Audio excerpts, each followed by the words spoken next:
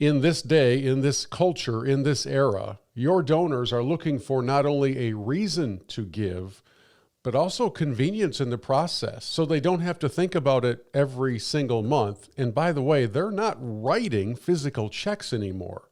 So is your ministry prepared? We'll explore that idea with a special guest on this edition of the Giving Series.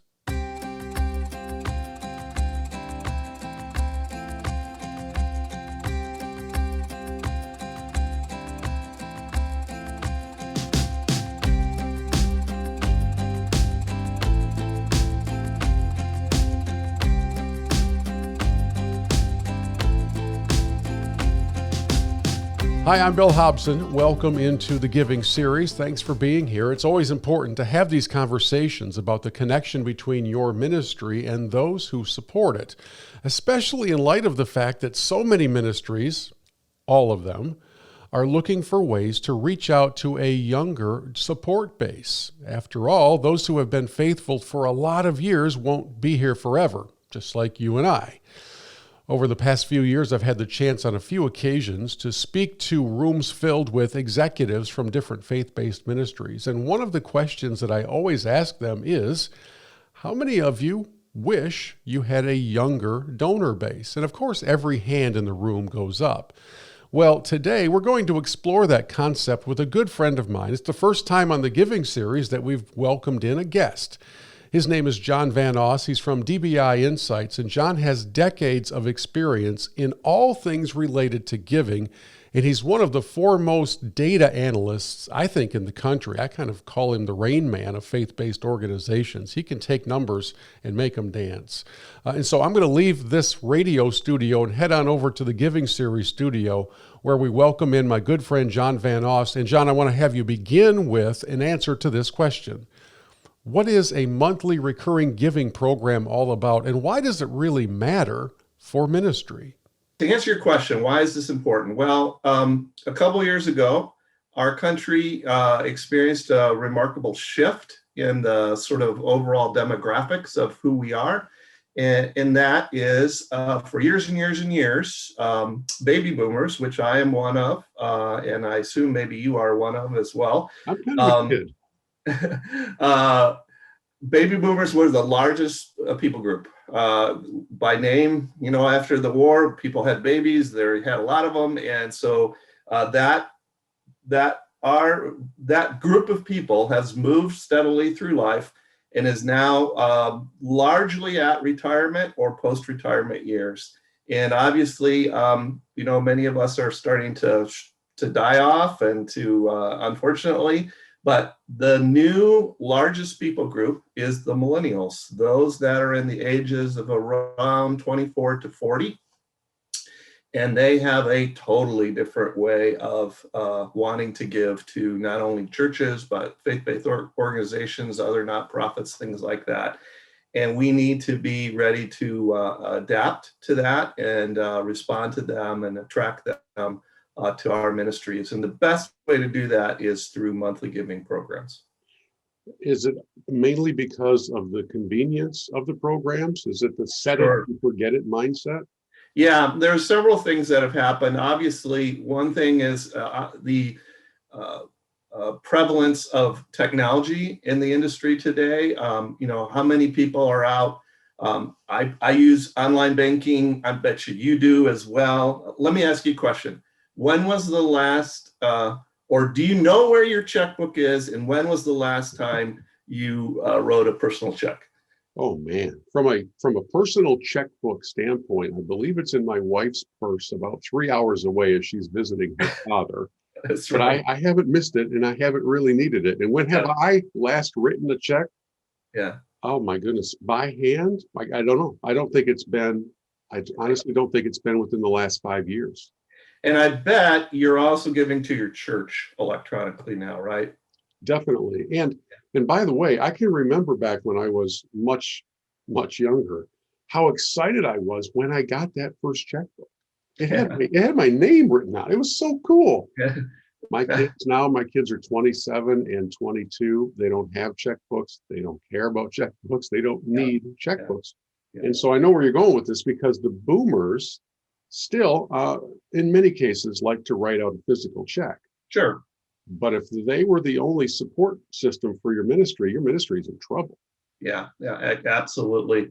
Absolutely. Yeah, millennials have definitely adapted a sort of set it and forget it mentality. It's driven a lot by all the other subscription services that they belong to. So your Netflix subscription is what, $14 a month or something like that. Your Spotify, your Hulu, all those things have gone to a monthly subscription model. And when you're pulling $10, $15 a month out of people's checking accounts, largely they don't miss it as much, or they don't have a serious problem with getting it set up. So what we want to do is adapt to that technology and really encourage people to give in that capacity. It's a win-win-win situation in that it's a win for us as the organizations. It creates a more steady flow of income. It's a win for the donor because they can give in a way that they feel really good about and feel like the bulk of their donation is helping. And it's a win, obviously, for the people that we're serving. I think the key question that many people watching would be asking is, that sounds great. We would love to have that happen. How does it happen? It's Sure. something that takes intent, takes some planning, it takes effort, because if you have not done that before on behalf of your ministry, it's kind of a new way of thinking, isn't it? Yeah. A lot of organizations have probably flirted a little bit with the idea of a monthly sustainer program, maybe even started one up, had some difficulty getting it going, moving along. There are some components that I think are maybe not necessary or essential for a successful program, but are probably a good idea. So first of all, I think you need to name your program. Come up with a name, a label, something like that. Call them Partners of Hope, call them something along those lines, to give a little bit of an identity so that the people who join you and give in that capacity feel like they're part of a special group. Secondly, you have to, most of us say to that special group, hey, when you join our Circle of Hope or our Hope Partners or whatever, we're going to treat you a little differently. We're going to treat you a little bit more special. It's a classic example of good intentions don't replace actual execution. So you have to respond and do what you say you're going to do. So we'll talk about this a little bit later, but you want to take them out of your direct mail stream. You want to consider sending them special updates, special stories, special email communication, things like that. When we get back to doing in-person events, they're great groups to invite to that special pre-event, meet the speaker type of thing, so that they feel like they're, a little bit above the average donor out there as part of this special group that you have. And I've talked about this in prior videos in this series. Part of that is becoming, probably for most ministries, becoming much better at saying thank you. Oh, absolutely. Yeah. These are people now who have made a commitment to you that you want them to think about, even though they have said it. You don't necessarily want them to forget it. Right. And a reminder of their importance can often come in the form of your expression of appreciation. Absolutely. Yeah. Yeah.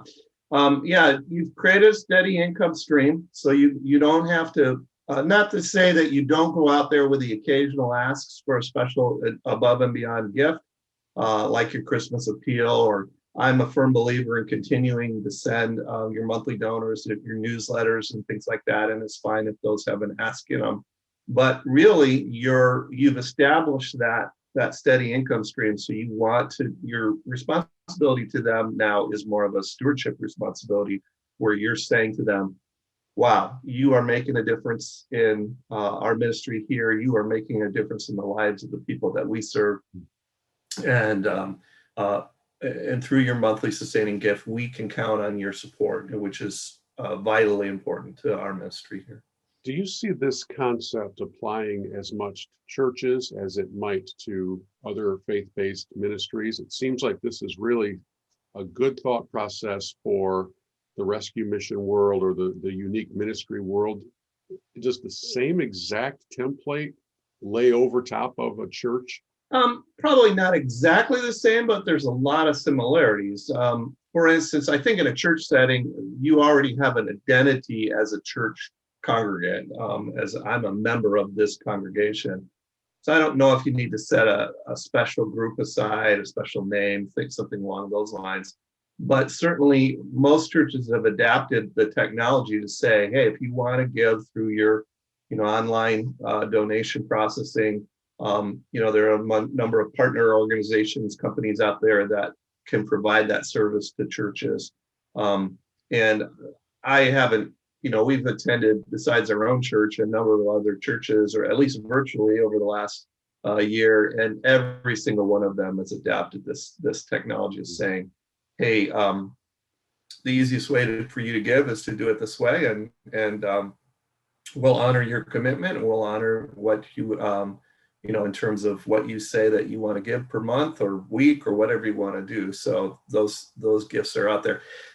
A little bit different technology is available to the not-for-profit organizations out there, but still, probably one of the best ways that you can attract people to become monthly givers is to push them to give online, and then make sure your online systems are set up in such a way that you're not only encouraging monthly giving, but rapidly, quickly, easily responding to in terms of that. So I know I give to a number of organizations now monthly, and all of them have automated the process where I go on, I log on, I get an ID, a password, all that same kind of thing you would get in your church situation.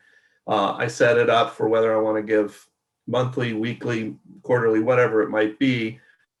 They're providing the receipting to me, so the organization no longer saving money because they no longer have to mail out a physical printed receipt, that sort of thing. And if I want to make changes to that pledge, that so to speak, that monthly commitment, I go back into the system, log back in. I can up my amount, lower it, whatever I need to be, cancel it, that sort of thing. So I'm glad you said that about being able to go back in and make adjustments. One of the things that I've talked about in the set it and forget it world is what happens in those moments where my heart is really touched. I've been inspired by a story that was shared, a life that was changed. And I already know that I'm hypothetically that I'm donating $30 a month. But man, that really hit me, and it really convinced me that these people are doing God's work and they're doing it well. And I want to bump up my total, or maybe I lost my job and the other way around. So right. having that ability to make adjustments, and then I think making sure that your organization's thank you receipt isn't just the generic, your gift has been received, the same thing that you would get if you placed right. an order on Amazon. So we've got to keep the personal touch in this as much as we can. Yeah, and I think it lends opportunities to periodically go back to donors and say, would you consider upping your pledge, maybe an annual, an anniversary type time frame. You can automate those processes so that emails are sent out, or physical direct mail type pieces are sent out that says, hey, you've been such a faithful partner over the last year, but even just a $5 increase to your gift would help us to do even so much more. So, and that brings up a good point. I think one of the ways we need to attract new donors, especially millennial donors, is not to be so greedy about what we ask for in terms of the gift size, the gift amount. We don't want to go at it with, hey, can you give us $100 per month? And sure, you're going to get a few of those people out there, and that they're great, and you want to honor them and love them, and be so thankful to God for their provision.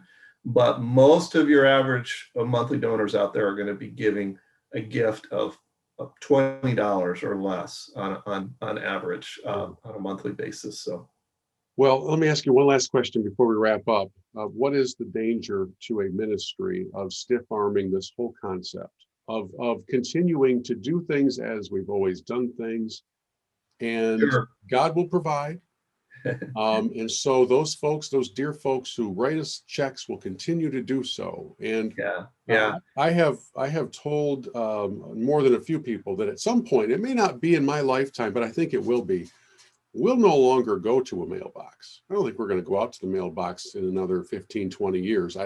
It's just my own prediction. And so the same thing applies to the analog world of writing out checks. I just don't think it's going to happen much longer. So with ministries that in many cases can be a little bit slower to adapt than the general commercialized world. I mean, we are, after all, following the template that's been laid out by, as we mentioned earlier, some of the subscription models. What's the danger for ministries in doing all of that? I get this question sometimes in a different way. Sometimes people will say things like, can we completely replace our direct mail program with like an electronic program, like an email program or things like that? And I always say, no, don't go there yet. Maybe someday that will be the case. But right now, it is not an either or situation. It is an and situation. So we want to be providing those opportunities, those traditional opportunities to our stalwart donors, probably those people who are maybe 65 and older, and still continue to send those, those appeals and those newsletters with the reply envelopes and things like that, and accept those checks back. And it's probably going to be about, anywhere from 80 to 90% of our total that we raise from our direct marketing programs are still going to be traditional. But the part that's coming from our younger, the online givers, the people like that, that's continuously growing. The other part is continuously decreasing. And so if we're not adapting that technology and utilizing it and anticipating it becoming a more prevalent part of our ministry, then we're gonna diminish our income streams and diminish our effectiveness as a ministry as we go forward. We're not there yet. Like you said, direct mail is going to be around for 10 to 20 more years at least, and maybe even longer, because there's some interesting dynamics that go on even with millennials. Believe it or not, Bill, do you know that millennials actually, when they're surveyed, will say that they prefer to get things in their regular mailbox versus an email? And do you know the reason why? Because they only go to their mailbox once every 11 days. Maybe, or it's more novel to them. Yeah. It's more new because they're so used to being bombarded with emails that when they get something in the physical mailbox, that calls that to their attention and they look at it, and they probably won't choose to respond to it through a physical check. They'll respond to it online. So every piece we send out, we want to be saying, hey, to speed your gift along, go to our website and you can give there. And every time people do that, that's a huge win for you, because donors who give online will give more often, larger amounts, more frequently. So, good thoughts. And I will put in the notes and on the website the information for contacting John at DBI. And if there's anything that he or I can do to help your ministry, we would be more than happy to do so. Good to see you, man. It's a virtual world, so here we are, connected virtually again. Yeah, that's right. All right.